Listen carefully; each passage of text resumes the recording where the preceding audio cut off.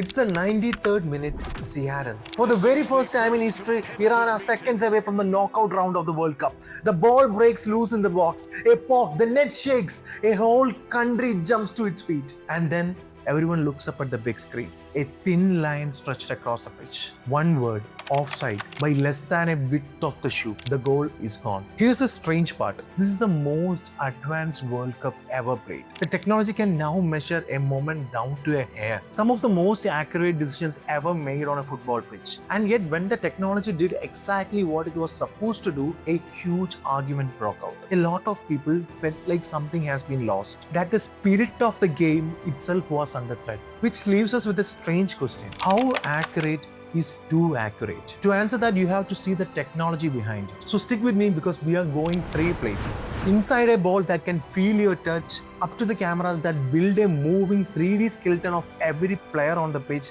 and into a fight that's actually splitting football right now. By the end, I promise you, you will never see the offside flag the same again. Let's start with the ball. It's called Trionda, and it can do something no football could ever. It can feel. Inside it is a tiny sensor. It has a technical name, an IMU. But here's what it really is. 2 instruments. One feels a push, any knock, any hit. The other feels a spin. Together, they sense the ball's every move. And you already own one. It's the same kind of sensor that actually flips your phone screen when you turn sideways, or the one which counts your steps when you walk.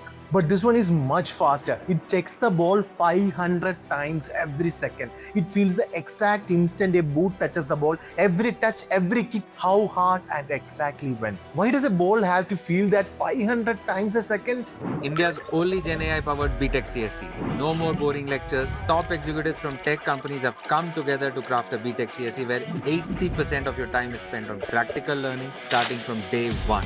And paid internship opportunities in top tech companies before you graduate. India's only industry-driven BTech CSE now available at 25 NAC A+ universities across the country.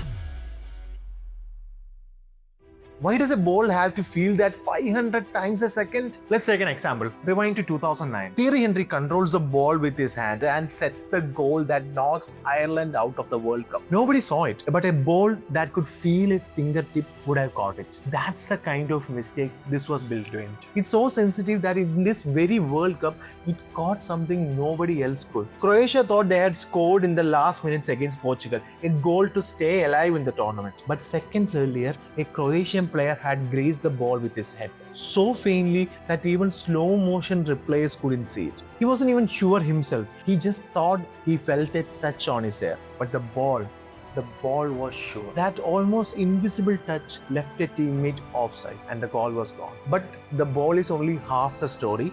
The second half actually begins long before the tournament even started, long before the players stepped into the pitch. Weeks earlier, every single player is scanned in 3D. The system builds an exact copy of their body, their real shape, and not just some generic stick figure. Then comes match day. Look up at the stadium roof. 16 cameras, but they're not filming the way you think. They track up to 29 points on each player's body. Knees, shoulders, ankles, elbows, 50 times a second, and lay them onto that 3D copy. A living, moving skeleton of all 22 players at once. In one match, that's more than 115 million tiny measurements. So you would think, done. The camera sees everything, it will just draw the line. But they can't, not on their own at least. This is a clever part, the bit I really want you to see. The camera operates at 50 FPS, that is 50 frames of the player per second. That sounds a lot, right? But remember, the player's body can move up to 20 centimeters in that 1/50th of a second. But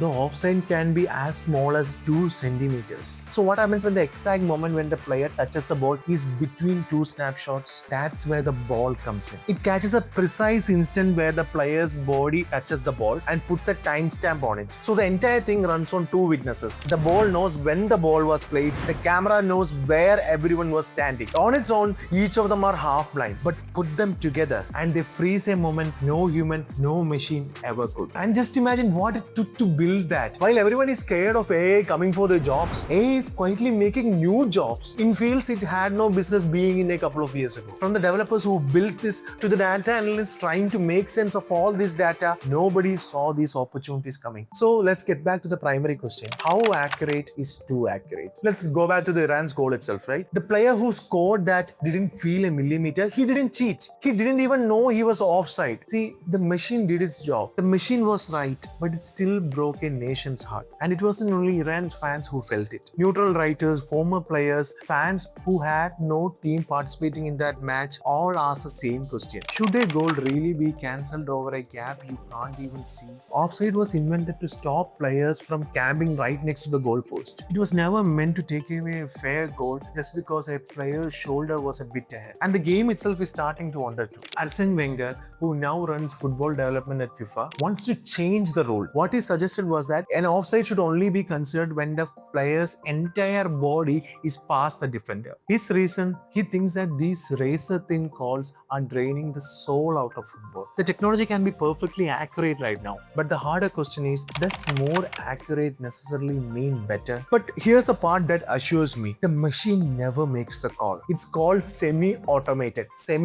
A human referee still makes the final decision. And the machine measures only one thing, whether the player was ahead of the defender or not. See, it can't judge those human things, whether the player was blocking the goalkeeper, was it on purpose. Think of it as the best assistant to a human referee. That's it. Before going to the conclusion, next time you see an offline line drawn on screen, think of what's really behind it. Not just the technology involved in it. A ball feeling the touch 500 times a second, 16 cameras painting 150 million dots, real players scanned into 3D, all of it so a human can make one call in seconds. And we just see a flag go up. And all those people who feel like the technology is draining the essence out of football, sorry to say this, but this technology is going nowhere. In fact, it's going to get better and it's going to grow not just in football, but all around us. The same kind of sensor which is inside the football is in your pocket right now. Flipping your screen from landscape to portrait or counting your steps when you walk. This technology is not going anywhere. It's already everywhere. We can fight it or we can embrace it. And I can give you two good reasons to embrace it. The first, it makes our lives better. It catches what your eyes can't. It fixes mistakes we could never fix before. It pushes the whole game a step into the future. The second, it creates opportunities. Every one of these machines need people who understand it, to build it,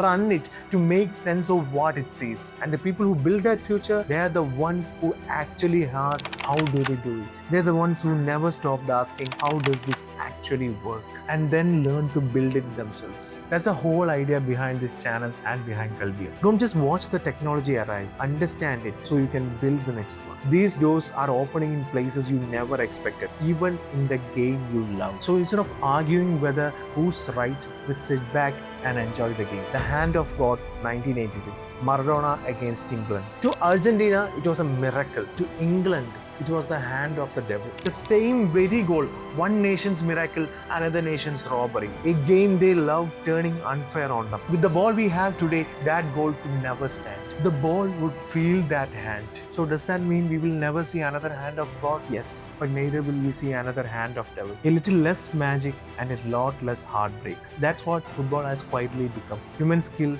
and human technology sharing the same pitch. This is Shiva signing out.